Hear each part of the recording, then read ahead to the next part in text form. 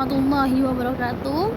Di sini saya akan menjelaskan tentang aturan integrasi dasar.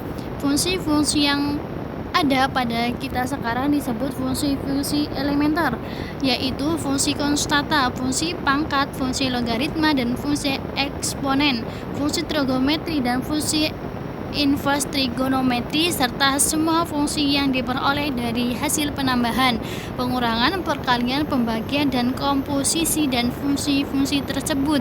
Jadi bisa dilihat di sini fx e pangkat x plus e pangkat x per 2 cos x, gx sama dengan 1 plus cos 4x pangkat setengah, hx 3 pangkat x kuadrat dikurang 2x per ln buka kurung tutup kurung x pangkat 2 plus 1 min sin atau kurang sin cos x adalah fungsi-fungsi elementer.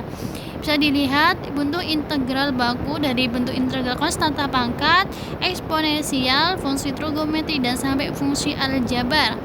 Substitusi dalam integral tak tentu, misalkan Anda menghadapi suatu integral tak tentu. Jika ini bentuk baku, cukup tuliskan jawabannya. Jika bukan, carilah suatu substitusi yang akan mengubahnya menjadi bentuk baku.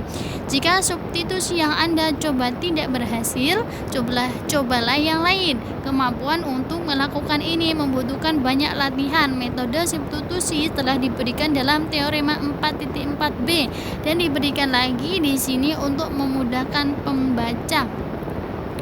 Untuk substitusi integral tak tentu, misalkan G adalah fungsi yang terdiferensiasikan dan misalkan F adalah antiturunan F, maka jika UGX integral FGX G aksen X dx integral FU du FU plus C sama dengan FGX plus C.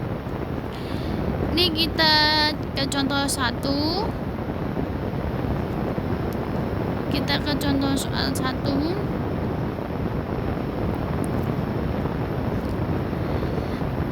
Contoh soal yang pertama bisa kita lihat. Carilah integral x per cos 2x2 dx.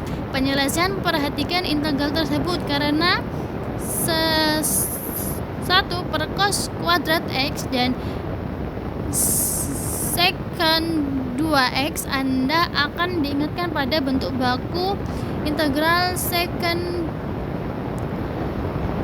kuadrat u du. Misalkan u-nya x2, du-nya 2x, maka integral dari x per cos pangkat 2x2 adalah setengah tan u plus setengah tan x2 plus c.